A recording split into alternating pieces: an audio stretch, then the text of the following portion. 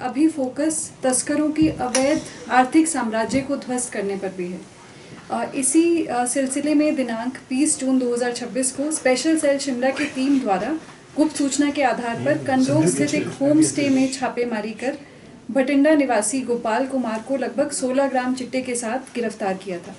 मामले की जांच में बैकवर्ड लिंकेजेस स्थापित करते हुए चिट्टे की इस खेप के पेडलर गुरवचन उर्फ गुरु निवासी भटिंडा को मोहाली से गिरफ्तार किया गया और वहीं पर तलाशी लेने पर उसके कब्जे से 162 ग्राम चिट्टा बरामद हुआ।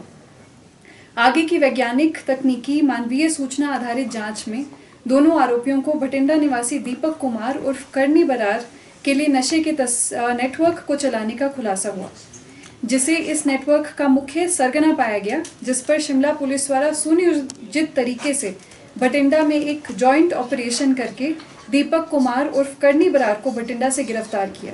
दीपक कुमार एक आपराधिक किस्म का व्यक्ति है जिसके पूर्व में भी कई मामले दर्ज थे, जिनमें से एक मामला 100 ग्राम चिट्टा तस्करी से भी संबंधित है। दीपक के बैंक अकाउंट में 6 महीने की अवधि में ही करीब 50 लाख के ट्रांजैक्शंस पाए गए, जबकि इस वर्ष से पूर्व उसके खाते में बहुत ही कम लेन देन था। खाते में ट्रांजैक्शंस पे संदिग्धता पाए जाने पर पुलिस द्वारा एनडीपीएस अधिनियम के प्रावधानों के तहत वित्तीय जांच अमल में लाई गई। जांच के दौरान आरोपी करनी बरार तथा उसके सहयोगियों द्वारा नशा तस्करी से अर्जित अवैध संपत्तियां, जिनकी अनुमानित कीमत लगभग 2 करोड़ 9 लाख रुपए है, की पहचान कर उन्हें जब्त किया गया है। इन प्रॉपर्टीज में लग्जरी वाहन जैसे कि फॉर्च्यूनर, एंडेवर, टाटा सफारी, जेटा, वर्ना, स्विफ्ट आदि शामिल हैं। 2 commercial properties S4 sports club व S4 कार वॉश, 1 आवासीय मकान तथा बैंक बैलेंस भी शामिल हैं। इस कार्रवाई के साथ वर्ष 2026 में अब तक जिला शिमला पुलिस द्वारा तस्करों की लगभग 6 करोड़ 48 लाख की संपत्ति जब्त की जा चुकी है। इसके विपरीत वर्ष 2025 व 2026 में इस कार्रवाई का आंकड़ा 0 था तथा नशा तस्करों की फाइनेंशियल इन्वेस्टिगेशन इससे पहले अमल में लाई ही नहीं गई थी। वर्ष 2026 की यह कार्रवाई न केवल शिमला पुलिस की अब तक की सबसे प्रभावी कार्रवाई है, बल्कि इस वर्ष हिमाचल प्रदेश में किसी भी जिला पुलिस द्वारा किए गए नशा तस्करी की अवैध संपत्ति की जब्ती की सबसे बड़ी कार्रवाई है।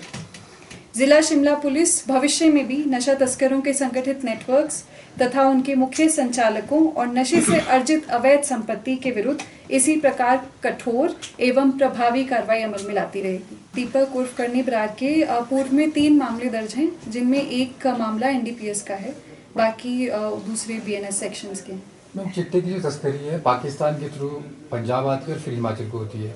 इस मामले में कोई इंटरनेशनल माफिया के साथ क्या किस तरह के कनेक्शन आए हैं कि जो बाहर से पाकिस्तान के थ्रू जो आ रहा नशा? जी, इसमें पुलिस की कार्रवाई रहती है कि ज़्यादा से ज़्यादा लेयर्स तक हम पहुँचें। तो इसमें जैसे इस केस की भी बात करें तो एक लेयर था जो मोहाली से ऑपरेट कर रहा था, एक लेयर जो शिमला तक सप्लाई कर रहा था, उससे पहले एक लेयर मोहाली तक था, वहाँ से गुरबचन उर्फ गुरु को गिरफ्तार किया गया। इससे पीछे एक और तीसरे लेयर तक पहुँचते हुए करनी बरार को भटिंडा से गिरफ्तार किया गया। तो जहाँ तक एविडेंस केस में कनेक्ट होता है उस लेयर तक जाके कार्रवाई की जा रही है और बॉर्डर एरिया से भी, बॉर्डर लाइन एरिया से भी बहुत लोगों को गिरफ्तार किया जा चुका है।